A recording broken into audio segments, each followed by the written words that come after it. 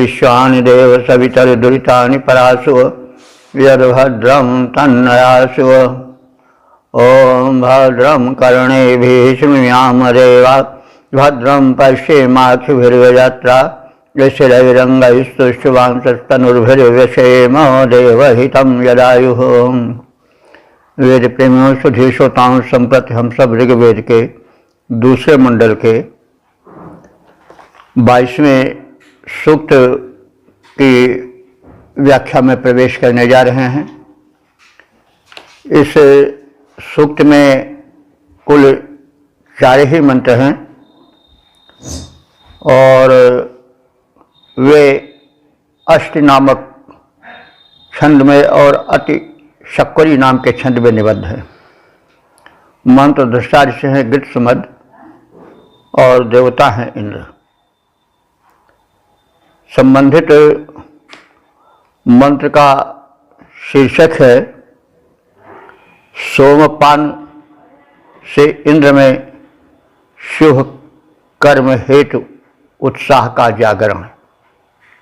अब संबंधित मंत्र का सर्वप्रथम सत्सर पाठ हो जाए।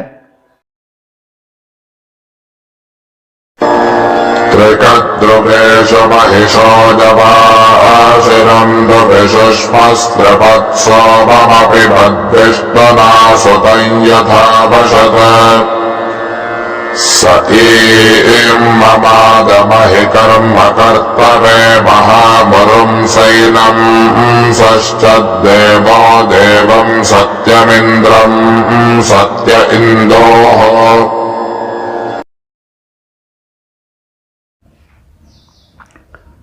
इस प्रथम मंत्र में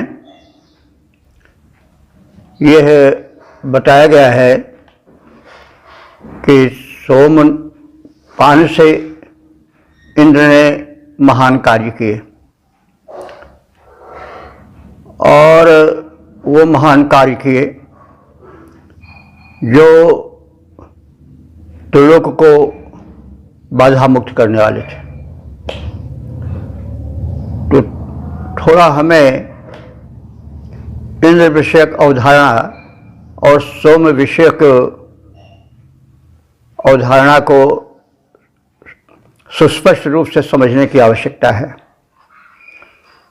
तो ऋग्वेद में इंद्र को उस परम शक्ति के रूप में माना गया है जिसने ब्रह्मांड रचना की, पृथ्वी पर जीवन विकास किया, जो सर्वोच्च सत्ता है। और सोम यों तो सामान्य भाषा में, सामान्य अवधारणा में यह माना गया है कि सोमलता से निकला हुआ एक रस है, लेकिन इतने से ही अर्थ की व्याप्ति, उसकी महत्ता का अवबोधन नहीं हो पाता है। सोम ब्रह्मांडीय ऊर्जा है, वह शक्ति जिससे ब्रह्मांड की सारी व्यवस्थाएं चल रही हैं, नियमित हैं। तो नियामक शक्ति है सोम, पारमार्थिक शक्ति है। तो शक्तिमान शक्ति ही से तो महान है, और वह शक्ति प्रबुद्ध होती है, उसमें शक्ति भीतर रहती है, लेकिन उसका प्रबोधन होता है तब प्रचंड होती है, सक्रिय होती है। अस्तुति आदि से, भक्तों के समर्पण से। तो शक्तियां तो सब में होती हैं, लेकिन वो शक्तियां जब तक सक्रिय नहीं होती तब तक कार्य संपन्न ठीक से नहीं हो पाता है। किसी स्तर की भी शक्ति हो, मनुष्य की छोटे स्तर की शक्ति है, लेकिन उसमें जब शक्ति जागृत होती है और वो क्रियाशील होती है, सक्रिय होती है, तभी कार्य उसके स्तर का हो पाता है। तो वो जो परम शक्तिमान है, सर्वशक्तिमान है इंद्र, उसकी शक्ति भी सक्रिय होती है तब जब एक कोई घटना घटती है, यज्ञ होता है, उसकी प्रार्थना होती है, तो उसमें सोमपान, सोम जो है व्यापक अर्थ में भी है, समर्पण को, स्तुति को भी हम सोम से जोड़कर अर्थ कर सकते हैं। तो जब इंद्र की शक्ति जागृत होती है तो जो शिष्य विषयक अवरोध हैं उनको वो दूर करता है। शिष्य द्वंद्वात्मक है, इसमें शुभ और अशुभ, दैवी और आसुरी दोनों शक्तियां समानांतर रूप से चलती रहती हैं। दैवी शक्ति विकास कराती है, दानवी शक्ति विनाश कराती है। तो शिष्य का संतुलन तब बना रहता है जबकि दैवी शक्ति प्रबल हो और प्रबल होकर के वो दानवी शक्ति को पीछे हटाए, उसका संहार करे, पराजित करे।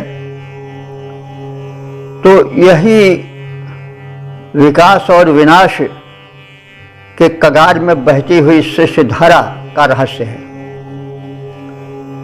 तो वह इंद्र अपने बल वैभव द्वारा सृष्टि में विकास करता है और उसके लिए जो विनाशक हैं, अवरोधक शक्तियां हैं, जिन्हें आसुरी शक्ति कहा गया, उसको वो उनका नियमन करता है, उनको पराजित करता है अथवा उनको विनष्ट भी कर देता है यथा समय। तो इसी छाया में हमको अर्थ देखने की आवश्यकता है। तो इंद्र ने सोमपान किया, यानी अपने ब्रह्मांडीय ऊर्जा को जागृत किया। अब इस छाया में अर्थ को देखें। तो महिषः माने व्यापक, मही जब माने विस्तृत होता है, तो महिषः जो विस्तार वाला है, व्यापक है, पूज्य है। वो इंद्र कैसा है? तो विष्मः, बहुत ही शक्ति संपन्न है, प्रचंड महाबली है। तो उसने क्या किया कि विष्णु के साथ त्रिकद्रुकेषु सुतम, उसने सुतम माने निचोड़े गए सोमरस को, त्रिकद्रुकेश माने कद्रु कहते हैं, कद्रु कहते हैं लकड़ी के बने पात्र को। काष्ठ के बने पात्र में जो 3 पात्र थे उनमें सोमपान किया। इसके साथ विष्णु के साथ, विष्णु कौन है? जो व्यापक है। तो व्यापक उस एक शक्ति विष्णु के साथ उस परम शक्ति इंद्र ने 3 काष्ठ के बने पात्रों में भरपेट सोमपान किया। क्या तो त्रिकद्रुकेश यहां पर सब प्रतीक रूप में चलता है, काव्य है,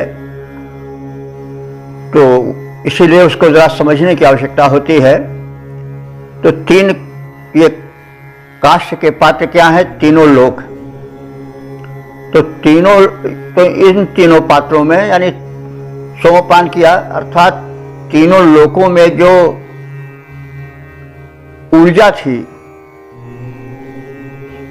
सकारात्मक ऊर्जा थी, उसको उसने पान किया, अर्थात उस त्रिलोक व्यापी ऊर्जा को जागृत किया, उससे अपने को परिपुष्ट किया, संपन्न किया। और उसमें यानी उस सोम में क्या था? यवाशिरम। यवाशिरम कहते हैं जव से बने हुए सत्तू को, अथवा यवागु जो बनाया जाता है, जव का माड़ निकाल करके उसको सोमरस में मिलाया जाता है। उससे सोमरस स्वादिष्ट और अत्यधिक शक्ति संपन्न बन जाता है। तो इस प्रकार से अब अन्य माध्यमों से भी जो अन्य प्रकार की शक्तियां थी उनको इंद्र ने उस ब्रह्मांडीय ऊर्जा से जोड़ा। वही हुआ कि यव के सत्तु या यवागु यव के बने हुए निकाले हुए माल से सोमरस को स्वादिष्ट और सक्रिय बना करके ऐसे सोमरस को पिया और यथावशत अपिवत यानी भरपेट पिया, यानी संपूर्ण ऊर्जा उसने अर्जित की, त्रैलोक्य व्यापी जागृत किया ऊर्जा को। और फिर उसने उससे क्या किया कि महा उरुम, महा माने महान, उरुम माने विस्तृत, अति विस्तृत, अति प्रसिद्ध मह कर्म करते हुए जो व्यापक कर्म थे उसको उसने किया। व्यापक कर्म का अर्थ हुआ कि जो श्रेष्ठ विकास में बाधक तत्व थे उनको विनष्ट किया और जो रचनात्मक तत्व थे उनको विकसित किया, ताकि सृष्टि की संरचना सक्रियता संपूर्ण रूप से परिपूर्ण हो सके, कार्यान्वित हो सके। तो सह सत्य देव इंदु, और इंदु, इंदु माने होता है सोम, वैसे इंदु माने प्रचलित शब्द है चंद्रमा, लेकिन इंदु कहते हैं आनंददायक को। तो चंद्रमा का नाम चंद्रमा या इंदु क्यों पड़ा, क्योंकि वो भी आनंददायक है, देखने में उसकी चांदनी और उसका स्वरूप बड़ा अच्छा लगता है। तो इंदु माने सोमरस। ऋग्वेद में इंदु शब्द प्रायः सोमरस के लिए ही प्रयुक्त हुआ है। तो जब ऐसा हुआ होगा कि याज्ञिक प्रक्रिया वेद के किन्हीं कारणों से शिथिल पड़ने लगी, तो वो इंदु शब्द खिसक करके चंद्रमा के लिए प्रचलित हो गया। तो वैसे मूल रूप में यह ऋग्वेद में इंदु शब्द सोम रस के लिए ही आया है, क्योंकि वह प्रकाशक है और आनंदप्रद है। तो सह सत्य देव, वो सत्य यानी सदैव वर्तमान रहने वाला, जो देव माने दिव्य, इंदु माने सोमरस है।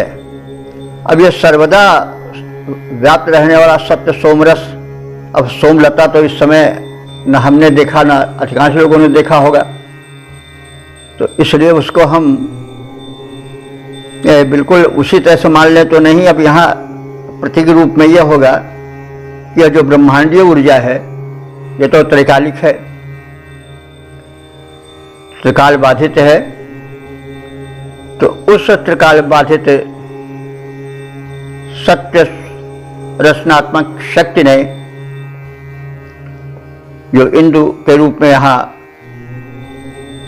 मानी जा रही है, समझी जा रही है, तो उस अनश्वर चमकीले सोमरस ने सत्यम देवम इंद्रम सश्चद, सत्यम माने जो सत्य है, अमर है, ऐसे दिव्य देव इंद्र को सश्चद माने उत्साहित किया। इसलिए उत्साहित किया, सृष्टि का विकास हो, सृष्टि का कल्याण हो, आसुरी शक्तियों का विनाश हो। तो पूज्य परम बलि इंद्र ने काष्य के 3 पात्रों में निचोड़कर रखे गए जौ के माड़ अथवा जौ के बने सत्तू को उस सोमरस में मिला करके विश्व के साथ 3 काष्य के पात्रों में भरपेट पिया। उस सोम ने इंद्र को श्रेष्ठ कर्मों को करने के लिए प्रेरित किया, क्योंकि ऊर्जा जब जगती है तभी कोई कर्म संपन्न हो पाता है। तो अब इसके छंदोबद्ध रूप को देखें। काष्य पात्र में रखा निचोड़ा जौ और दुग्ध मिलाकर, विष्णु संग में दिव्य सोम रस पिया इंद्र ने जी भर, उस शुभ सोम रसायन ने उनमें उत्साह जगाया, श्रेष्ठ कर्म में इंद्रदेव को प्रेरित किया, लगाया। ओम वेद प्रेमियों, सुधीर श्रोताओं, संप्रति हम सब ऋग्वेद के दूसरे मंडल के 22वें सूक्त के दूसरे मंत्र की व्याख्या में प्रवेश करने जा रहे हैं। यह मंत्र अति शक्वरी नामक छंद में निबद्ध है। मंत्र दृष्टा ऋषि हैं गृत्सुमद और देवता है इंद्र। प्रतिपाद्य है सोमपान जन्योत्साह में इंद्रकृत दानव वध। अब संबंधित मंत्र का सर्वप्रथम सस्वर पाठ हो जाए। अधत्विषेमान् अभ्योदसाकृभि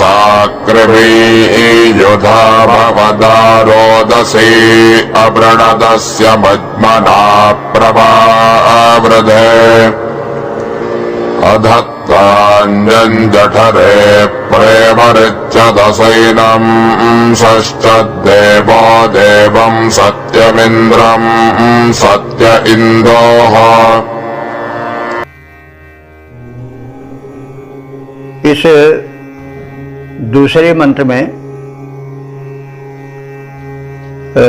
ऋषि ने बताना चाहा है कि इंद्र ने जब सोमपान किया यानी ब्रह्मांडीय ऊर्जा को जागृत किया और उस ब्रह्मांडीय ऊर्जा को सक्रिय किया तो उसका परिणाम क्या हुआ? राक्षस वध हुआ। राक्षस या दानव या असुर से मतलब हुआ वे लोग जो कि सृष्टि के विकास में बाधा डाल रहे थे, उनको समाप्त किया और दैवी शक्तियों को प्रेरित किया ताकि उनकी प्रधानता रहे। दानवी उपद्रव से सृष्टि सुरक्षित रहे। तो जो बाधक हैं, चाहे भूचाल हो, चाहे भूकंप हो, चाहे अनावृष्टि हो, ये सब दानवी शक्तियां ही हैं। तो इन दानवी शक्तियों से जूझना पड़ता है तो देव शक्तियां उसको विनष्ट करती हैं। तो सोमपान जन्य उत्साह में, ऊर्जा के जागरण में इंद्र ने क्या किया, यह इस दूसरे मंत्र में विशेष रूप से बताया गया है। अध माने तत्पश्चात, यानी सोमपान के पश्चात। ऋषिमान इंद्र वो जो परम शक्ति है वो तविष्मान माने तेज से परिपूर्ण हो गई। तो सोमपान को समझिए कि यानी जैसे जागृत शक्ति तो शक्तिमान के पास रहती ही है, लेकिन जब वो जागृत होती है तब उसका सक्रिय होना होता है। तो जब ब्रह्मांडीय ऊर्जा इंद्र में जागृत हुई तो वह तविष्मान हो गया। तविष्मान मान में शक्ति संपन्न हो गया, परम शक्ति का समावेश हो गया उसमें। कर्तुम अकर्तुम मनथा कर्तुम से युक्त हो गया। ओजसा, और उस ओज में, उस शक्ति के प्राकट्य के कारण उत्पन्न बल से उस इंद्र ने कृभि नाम के, जो कि मांसभक्षी था, उस राक्षस को युधा माने युद्ध में अभवत पराजित करके मार डाला।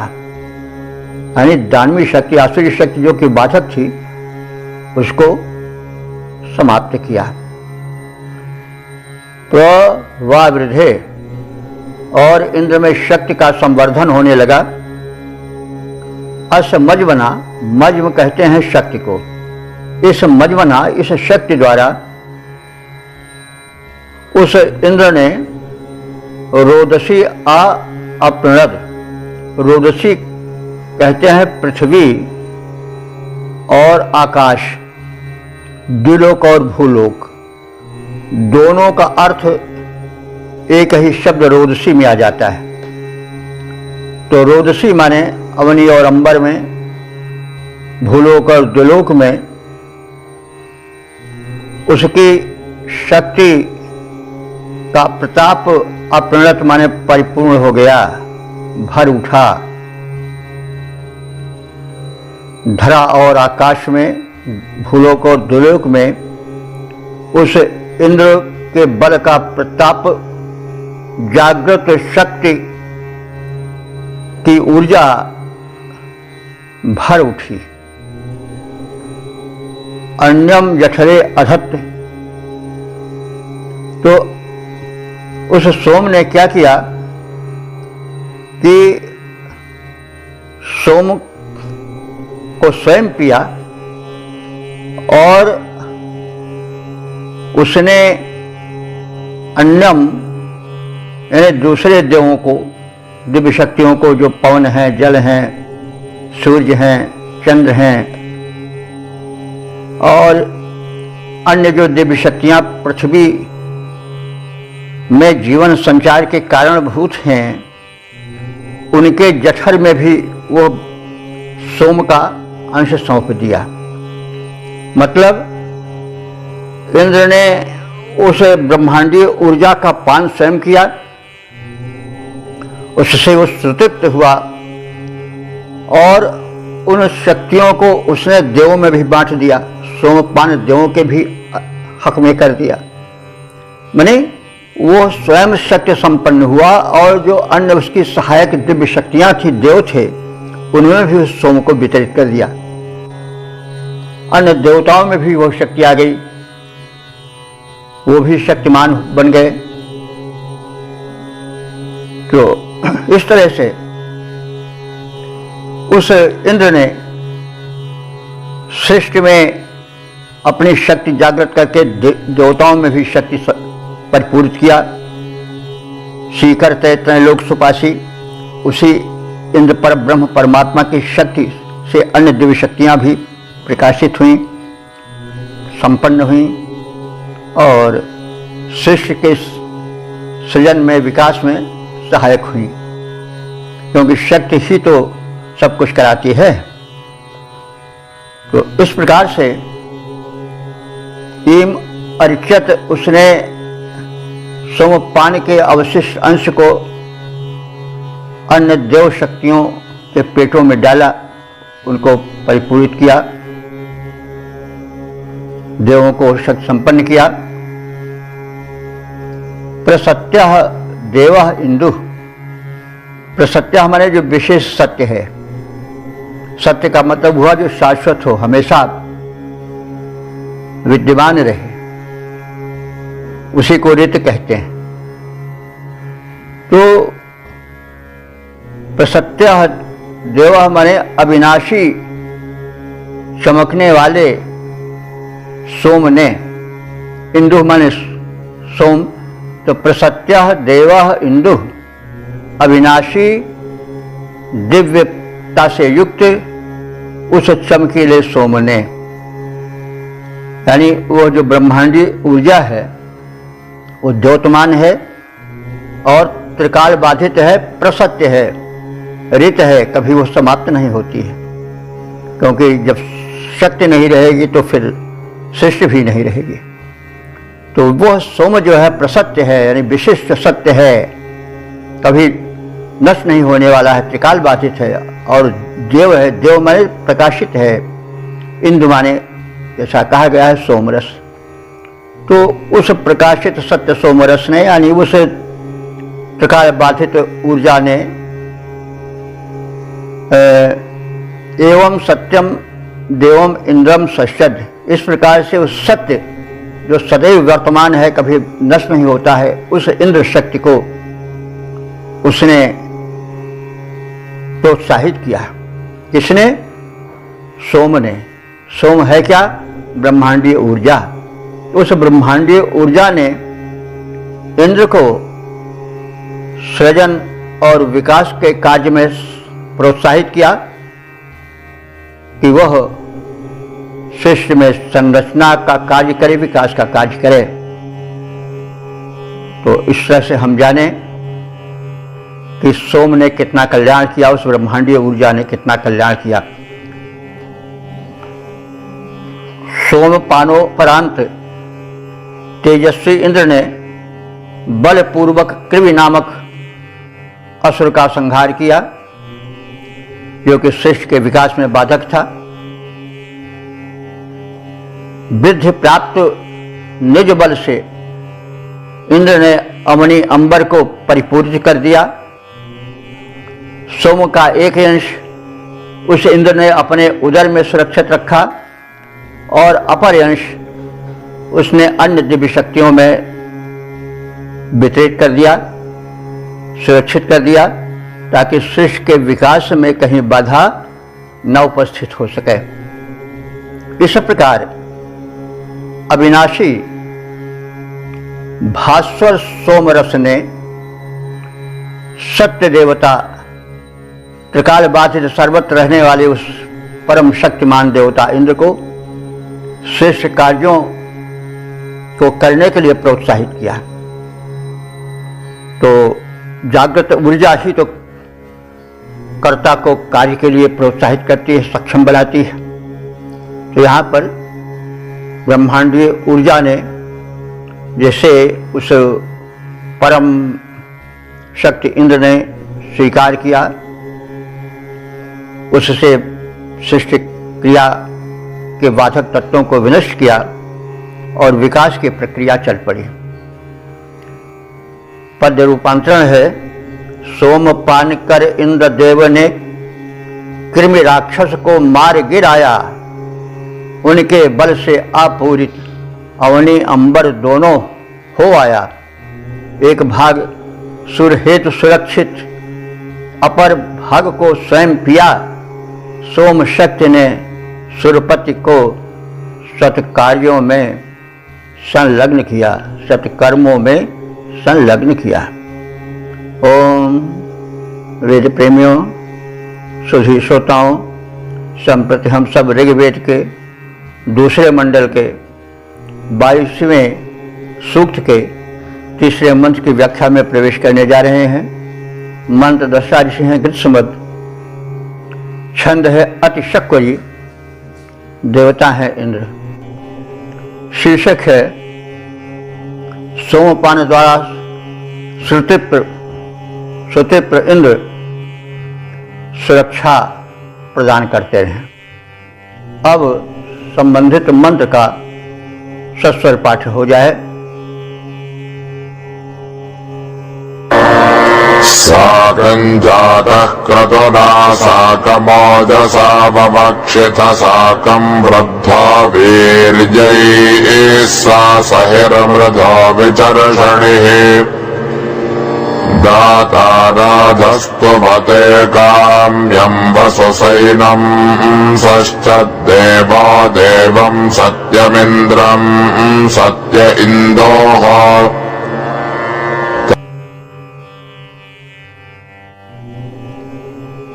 इस तीसरे मंत्र में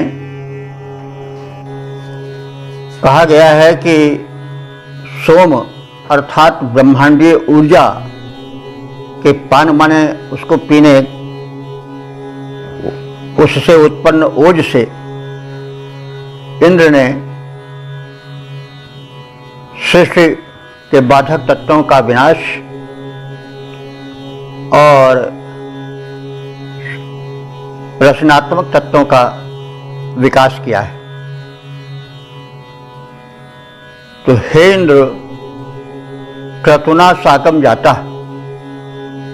क्रतु कहते हैं यज्ञ को और यज्ञ कहते हैं शुभ कर्म को।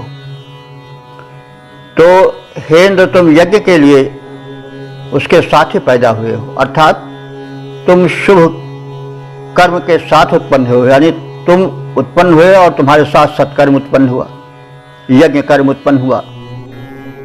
यज्ञ कर्म क्या है? शुभ कर्म। तो जब शुभ कर्म नहीं होगा तो सृष्टि नहीं बढ़ेगी। सृष्टि की रचना ही विकास के लिए हुई है, तो इंद्र ने उस विकास के शुभ कर्म को स्वीकार किया और उसको आगे बढ़ाया। इसलिए कहा गया है कि हे इंद्र, हे ब्रह्मांड नायक सर्वशक्तिमान देव इंद्र, तुम शुभ कर्म के साथ, कृत्य के साथ उत्पन्न हुए हो, यानी तुम्हारे साथ कर्मशीलता आई है, चेतना आई है इस सृष्टि में। ओजसा साकम ववक्षीय, ओजसा साकम ववक्षित, तुम बल पूर्वक सर्वत्र अपनी धाक जमाए हो। ओजसा साकम, ओज तेज शक्ति को ओज कहते हैं, साकम माने साथ साथ, बवाशिरा माने तुम फैले हो, व्याप्त हुए हो, यानी तुम सोमपान के द्वारा जागृत ऊर्जा से बढ़ करके अपने बल की धाक सर्वत्र जमाए हो। सभी ने तुम्हारे बल की, तुम्हारे पराक्रम के आगे नत होकर के उसे स्वीकार किया है। मृधा सासही, मृधा कहते हैं युद्ध को, युद्ध के पर्यायवाची ऋग्वेद में बहुत है, क्योंकि संसार एक अपने आप में युद्ध है। यहाँ पर कभी दैवी शक्तियों, दानवी शक्तियों में युद्ध होता है, कभी रोग शोक से निपटना पड़ता है, कभी अपनों से, कभी परायों से, कभी नहीं, कोई ऐसा समय नहीं होता जब मनुष्य को युद्ध ना करना पड़ता हो। ये सृष्टि ही प्रतिद्वंदितामयी और युद्धमयी है। इस प्रतिद्वंदिता में जो आगे बढ़ जाता है वही विजयी होता है। इस युद्ध में जो एक शक्ति से युक्त होकर के साधना से संपन्न जीवन बिताता है वही इस युद्ध में आगे बढ़ पाता है, अन्यथा निर्बल चरण यहाँ विनष्ट हो जाते हैं। संसार में विकास में निर्बलों का स्थान नहीं है। हालांकि इसी आधार पर विकासवाद का एक सिद्धांत चला है जो पश्चिम में ज़्यादा है कि यह सृष्टि विकास का फल है, जो कमजोर हुए वे नष्ट होते गए। कहा जाता है बिल्ली प्रजाति शेर की प्रजाति है, तो जब कंपटीशन यानी प्रतिद्वंदिता प्रारंभ हुई तो जो दुर्बल शेर थे वो नष्ट हो गए, जो सबल सिंह थे वे ही बढ़ करके, झपट करके शिकारों को मारकर समर्थ हुए, और उन्हीं का जो जीन है, उन्हीं की जो परंपरा है वो चली। तो विकासवादियों के हिसाब से शक्ति का विकास हुआ है। इसी तरह से वे हिरण जो कि कमजोर थे वो हिंसक जंतुओं, सिंह आदिकों द्वारा मार डाले गए। जो बहुत तेज दौड़ सके वे ही बचे, और उन्हीं से वंश परंपरा चली। हिरणों के इसमें उनमें बड़े भागने की शक्ति आई। तो सर्वाइवल ऑफ द फिटेस्ट एक थ्योरी है कि यह संसार प्रतिद्वंदिता में है, और प्रतिद्वंदिता के उस भाग दौड़ में जो अधिक सफल हुआ वही इस सृष्टि में रह सका, जी सका। Survival of the fittest. और जो इस भाग दौड़ प्रतिद्वंदिता में आगे नहीं बढ़ सका वो नाश हो गया, वह विनष्ट हो गया। और जो श्रेष्ठ तत्व थे भागने में, दौड़ने में, झपटने में, उन्हीं से आगे की सृष्टि चली। यह एक सिद्धांत है।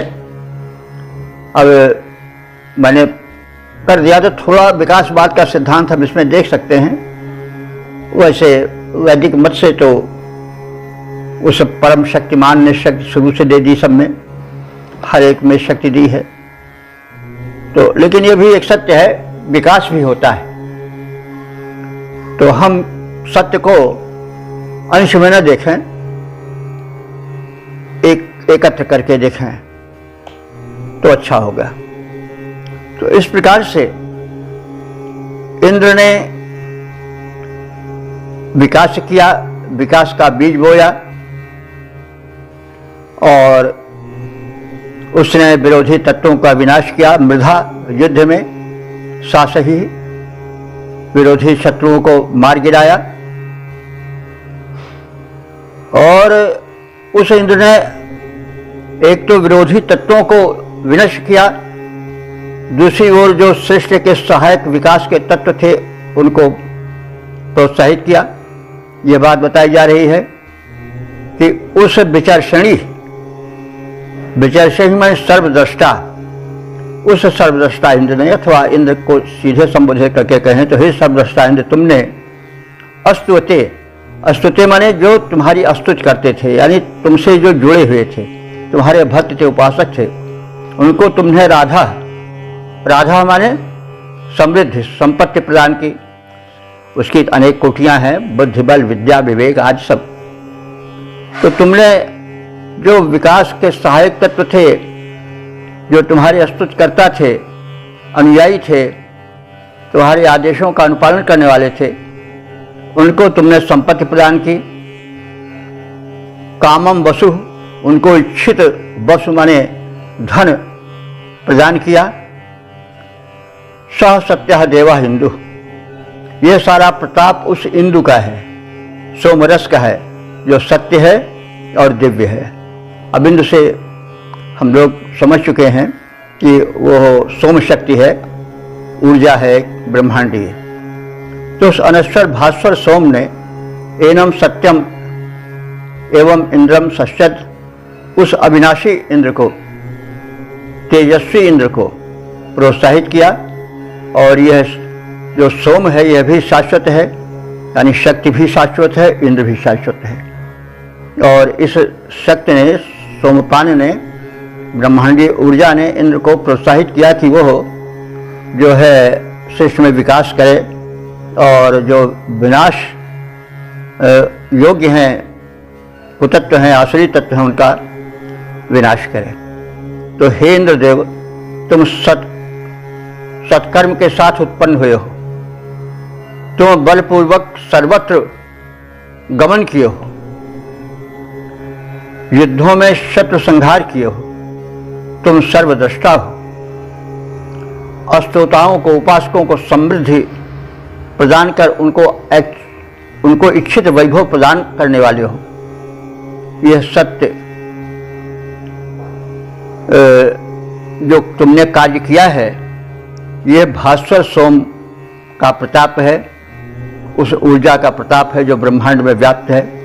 तो इस सत्य तेजस्वी इंद्रदेव को जन रक्षण में यह सोम, यह ब्रह्मांडीय ऊर्जा प्रोत्साहित करती रहे और प्रोत्साहित करती आई है। तो इसके हम पद्य रूपांतरण को देखें। हे इंद्र, सत्कर्म तुम्हारा जन्मजात, सत्कर्म तुम्हारा जन्मजात, सर्वत्र प्रवेश तुम्हारा है, सर्वज्ञ सर्वद्रष्टा तुमने रण में असुरों को मारा है, स्तोता को संपत्ति और इच्छित वैभव देते आए। यह सत्य सोम सत्कर्मों में प्रेरित तुमको करता जाए। यह सत्य त्रिकाल बाधित ऊर्जा सोम सत्कर्मों में प्रेरित तुमको करता जाए। ओम वेद प्रेमियों, सुधे श्रोताओं, संप्रति हम सब ऋग्वेद के दूसरे मंडल के 22वें सूक्त के चौथे मंत्र की व्याख्या में प्रवेश करने जा रहे हैं। यह मंत्र अष्ट नामक छंद में निबद्ध है। मंत्र दृष्टा ऋषि हैं ग्रीष्मवद और देवता हैं इंद्र। प्रतिपाद्य है इंद्र के शुभ प्रशस्त कर्म। अब संबंधित मंत्र का सस्वर पाठ हो जाए।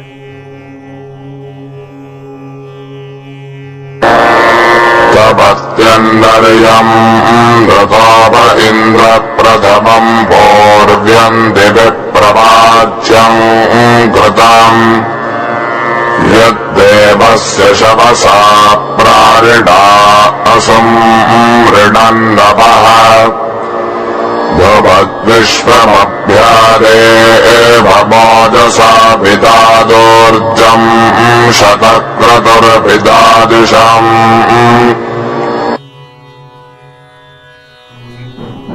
सूक्त के समापन वाले चौथे मंत्र की व्याख्या के संदर्भ में यह जानना आवश्यक है कि इंद्र ने प्रशस्त कृत्य किए, वृक्ष के अवरोधों को दूर किया, विकास के विरोधी तत्वों का विनाश किया और जल द्वारा सृष्टि के विकास में प्रमुख योगदान किया। तो यह बात कही गई, इसके रूप में यह संदेश दिया गया कि जो शासक हैं, प्रशासक हैं, राष्ट्राध्यक्ष हैं, वो अपने नियंत्रण वाली भूमि में जलावरोध ना होने दें, सबको जल प्राप्त होता रहे, क्योंकि जल जो है वो जो वनस्पतियां हैं, जो जड़ हैं और जो चेतन है, सबके लिए आवश्यक है। तो इंद्र ने वही किया, बाधक तत्वों को विनष्ट किया और जल का प्रबंधन किया। तो इसी तथ्य को इस मंत्र में प्रकाशित किया गया है। इंद्र से सर्वोच्च शक्ति इंद्र देवता, यत शवसा, तुमने जिस बल के द्वारा देवस्य असमृणन, देवों यानी दिव्य शक्तियों को मारने वाले, उन्हें दबाने वाले असुरों के प्राणों को निकाला है। तुमने अपनी शक्ति से जो दिव्य शक्तियां थीं और उनके जो बाधक, उनके विरुद्ध आसुरी शक्तियां थीं, तो दिव्य शक्तियों के हित में तुमने आसुरी शक्तियों का विनाश किया। अपह प्राणिणाः, अप कहते हैं जल को। जल का जो अवरोधक था, असुर था, वृत्तासुर था, उसको तुमने विनष्ट किया और जल को प्रवाहित किया भूमंडल पर। यह तुम्हारा प्रशस्त कृत्य है। नृत्य कहते हैं नेता को, नेतृत्व करने वाले को। हे सृष्टि के विकास के नेतृत्व करने वाले इंद्र, तव कृतम, तुम्हारे द्वारा किया गया, त्यत प्रथमम, वे सब पहले जो सृष्टि के विकास के बाधक तत्व थे उनको विनष्ट करना और साधक तत्वों को प्रोत्साहित करना, यह तुम्हारा महत्वपूर्ण कार्य था। और उसके कारण तुम नरयम, जो मानव हित का कार्य किए, इससे दिव्य प्रवाच्यम, द्विलोक में, स्वर्ग में तुम्हारी विशेष चर्चा हुई। प्रवाच्यम, विशिष्ट चर्चा हुई उस तुम्हारे कृत्य की, जो दानवी शक्तियों के विनाश का था, जलावरोधी शक्तियों का, वृत्तासुरादि का विनाश था। तो तुम्हारा कृत्य बड़ा ही प्रशस्त था और इसके कारण स्वर्गलोक में तुम्हारे यश का, तुम्हारे चरित्र का जो गुणगान था, उसकी जो चर्चा थी वो भर उठी। और तुमने विश्वम अदेवम, विश्व माने संपूर्ण, अदेवम माने देव विरोधी शक्तियों को, ओजसा, अपने ओज द्वारा, अपने बल वैभव द्वारा, अभिभूत माने अभिभूत कर दिया, उनको परास्त कर दिया। ऊर्जम विदात, ऊर्जा प्राप्त की। शतक्रतु, हे सैकड़ों शुभ का संपादन करने वाले इंद्र, तुमने इशम विदात, प्राणियों के लिए, इश कहते हैं अन्न को, उनके आहार की व्यवस्था किया। इस प्रकार से तुम महान हो। अपने इसी महत्ता के कारण स्वर्गलोक में यानी भूलोक के अतिरिक्त अन्य लोकों में भी तुम्हारी चर्चा है। तो इस प्रकार से इंद्र के जो है वह प्रबंधकत्व को, उनकी शक्तिमत्ता को, उनके द्वारा जल आदि की व्यवस्था को, कि जो जड़ हैं उन तक भी जल पहुंच सके, जो चेतन हैं वो भी अपनी तृषा बुझा सकें। तो इस अपने प्रबंधन के कारण तुम बड़े प्रसिद्ध हुए हो। तुमने देव विरोधी शक्तियों को, विकास विरोधी शक्तियों को विनष्ट किया है और इससे अपने इन सब कार्यों द्वारा तुमने इस माने अन्न, अन्न से यहाँ आहार हुआ, सचराचर को आहार प्रदान किया है, उसकी व्यवस्था की है। तुम नमस्य हो, नमन के योग्य हो। तो हे इंद्र, तुमने जो अपने पराक्रम द्वारा देव विरोधियों को परास्त किया है, उनके प्राण हरण किए हैं। वृत्तासुर जो जलावरोधी शक्ति है उसको तुमने हटाया है, नष्ट किया है और जल को वृक्ष द्वारा भूमंडल पर प्रवाहित किया है, प्यासी धरती की प्यास बुझाया है। तो तेरे द्वारा किए गए प्रसिद्ध अद्भुत कार्य स्वर्गलोक में चर्चित हैं। शत शुभ कर्मा इंद्र ने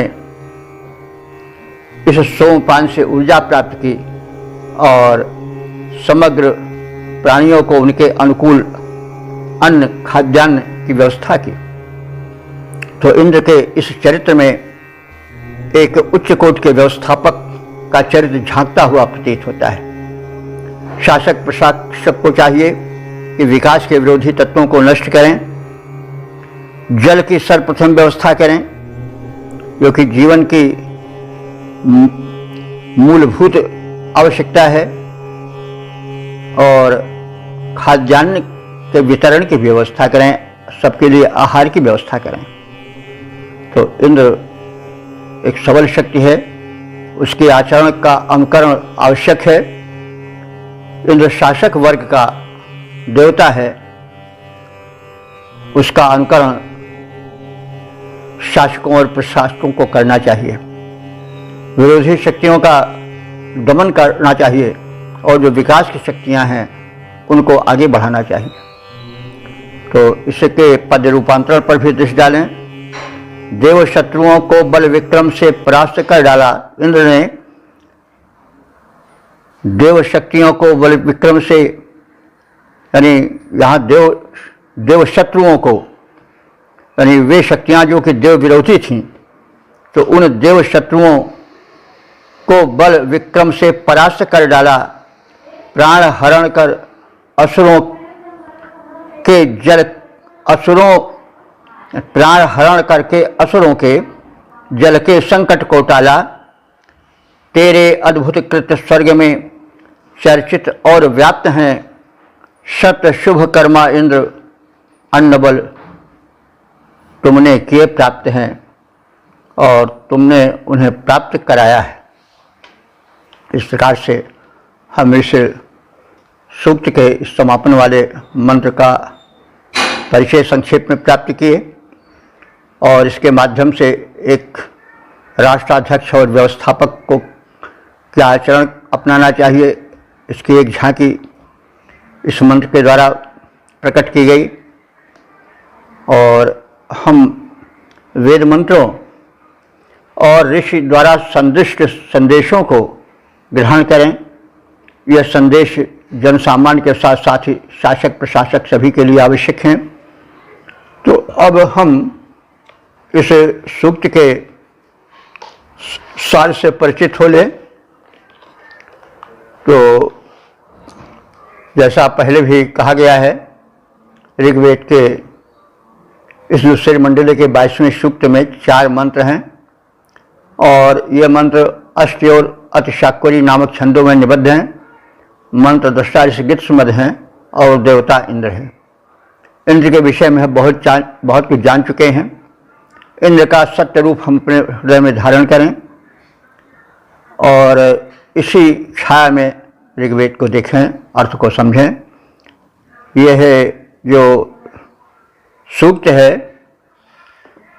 वह इस प्रकरण में संभवतः द्वितीय मंडल में ये आखिरी अंतिम सूक्त है और तीसरे मंडल में तो होगा ही, लेकिन अब इस मंडल में इस सूक्त के बाद अन्य देवता आएंगे जिनसे हम लोग परिचित होंगे। तो इसलिए इंद्र के विषय में हम अच्छी तरह से जाने रहें। इंद्र ऋग्वेद में सार्वभौम परम शक्ति के रूप में चित्रित है। इस सूक्त में सोम का और इंद्र का विशेष चित्रण है, विशेष उनकी चर्चा है। जो इंद्र हैं वो ब्रह्मांड नायक के रूप में चित्रित हैं और ब्रह्मांडीय ऊर्जा के रूप में सोम चित्रित है। ब्रह्मांडीय ऊर्जा से शक्तिमान इंद्र सृष्टि का विकास करता है, विकास के विरोधी तत्वों का विनाश करता है और इस क्रम में देव शक्तियाँ उसकी सहायक होती हैं। इंद्र ने सोमपान किया त्रिकद्र में, यानी 3 पात्रों में। तो 3 लोकों में जो शक्तियाँ थीं उनको अपने में संचित किया और उसका वितरण उसने दिव्य शक्तियों में भी किया। जो तमाम अन्य देव हैं वो सूर्य हैं, चंद्र हैं, पवन हैं, मरुत हैं और अग्नि हैं। इस प्रकार से वायुवादी जितने देवता हैं उन सब में उसी एक शक्तिमान की शक्ति का वितरण है। तो इंद्र ने स्वयं को वैश्विक ऊर्जा से सोम से स्वतंत्र किया और अन्य देवों के भाग में भी उसे रखा, उन्हें वितरित किया। वे भी उसी परम शक्तिमान से शक्ति युक्त हुए। सीधा अर्थ इसका यह है। तो यह बात इस सूक्त में बताई गई है और इसको हम इस रूप में भी देख सकते हैं। इंद्र जो है वह आत्मा वही इंद्र ऐसा भी कहा गया है श्रुति साहित्य में। प्राण वही इंद्र ऐसा भी कहा गया है। तो हम चाहें तो आत्मा से जोड़ सकते हैं और यथा पिंडे तथा ब्रह्मांडे ऐसा भी कहा गया है। जो कुछ ब्रह्मांड में है वही पिंड में भी है। पिंड माने शरीर। तो इस ब्रह्मांड में व्याप्त परम ब्रह्म परमात्मा है, इंद्र है। तो शरीर में प्राण और आत्मा रूप में भी इंद्र व्याप्त है और उसी इंद्र के कारण इंद्रिय शब्द बना है, क्योंकि इंद्रियों का स्वामी है। तो जैसे इंद्र देवताओं का स्वामी है, देवेंद्र है, वैसे आत्मा रूप में वो शरीर की शक्तियों का स्वामी है। और हमारे शरीर में भी दिव्य शक्तियां हैं। जैसे नेत्रों में सूर्य की शक्ति है, सूर्य हमारे विद्यमान तभी तो हम देख पाते हैं। अग्नि भी विद्यमान है हमारे शरीर में ताप के रूप में। जल भी विद्यमान है, 3/4 भाग रक्त का जल ही है। तो वो जैसे पिंड में 3/4 जल है, नहीं, आप पृथ्वी में देखें तो विद्वान बताते हैं कि 3/4 जल ही पृथ्वी में है। तो जिस प्रकार से इस ब्रह्मांड में है वैसे हमारे पिंड में भी 3/4 जल है, रक्त आदि में जो है वो सब जल ही है। तो हमारे इस पिंड में ब्रह्मांड की शक्तियाँ जो हैं वो समाहित हैं। हमारे श्रवण में जो मांस का एक पिंड है, शरीर, कान, नाक, आँख, कान सब, लेकिन उसी में एक भाग में दर्शन शक्ति है, दृश्य में, और जो है वह इसी शरीर में जो है वह श्रवण शक्ति भी है। वही मांस का टुकड़ा सुनने में सक्षम होता है। वही शरीर में जो है वो त्वचा है, उससे स्पर्श का ज्ञान होता है। तो वायु स्पर्श, वायु देवता स्पर्श के स्वामी हैं, यानी उनमें स्पर्श का गुण है। तो उनका भी गुणधर्म हमारे शरीर में स्पर्श रूप में है। इसी प्रकार से जो नासिका में एक सुगंध शक्ति है वो भी भूमि का अंश है अथवा अश्विनी कुमार के रूप में है व्याप्त। भूमि कहा जाता है, गंध भूमि का गुण है। तो कहने का मतलब यथा पिंडे तथा ब्रह्मांडे, जो शक्तियाँ ब्रह्मांड में है वही शक्तियाँ हमारे पिंड में शरीर भी हैं। तो इंद्र आत्मा रूप में, प्राण रूप में विद्यमान है। तो हमारे जो इंद्रिय की शक्तियाँ हैं वो सब भिन्न भिन्न देवताओं से, सूर्य से, अग्नि से, जल से विद्यमान हैं। तो हम यथासंभव जहाँ आवश्यक हो वहाँ उस परम शक्ति परब्रह्म से भी इंद्र को जोड़ सकते हैं और आत्मा व इंद्र, आत्मा और प्राण रूप में भी इंद्र को व्याख्यायित कर सकते हैं। वही बात सोम की भी है। कभी कभी सोम विशेष करके देखिए जहाँ व्यापक अर्थ में आता है ब्रह्मांडीय ऊर्जा से संबंधित है सोम, वैसे सोम का सामान्य अर्थ होता है कि एक सोमलता से निकला हुआ द्रव जो कि सात्विक है और जो शक्ति संपन्न है, जरा व्याधि का निवारक रसायन है, और इसके अतिरिक्त और भी कुछ है, भक्तिभाव से समर्पित नैवेद्य भी है वो, और वह जो है वह ब्रह्मांडीय ऊर्जा प्रदायक भी है। तो इन सभी अर्थों के परिप्रेक्ष्य में हम वेद को समझें। तो अब इस प्रकार से आज का यह जो अर्थ का कार्यक्रम हुआ, वैदिक मंत्रों के ज्ञान का कार्यक्रम हुआ, वो संक्षेप रूप में हम जानने की चेष्टा किए। हम इंद्र के और सोम के स्वरूप को समझे रहें और इसी परिप्रेक्ष्य में अर्थ करें। अब आज की वाणी को विराम दिया जाता है। अगले बैठक में हम लोग जो हैं वो अगले सूक्त में प्रवेश करेंगे।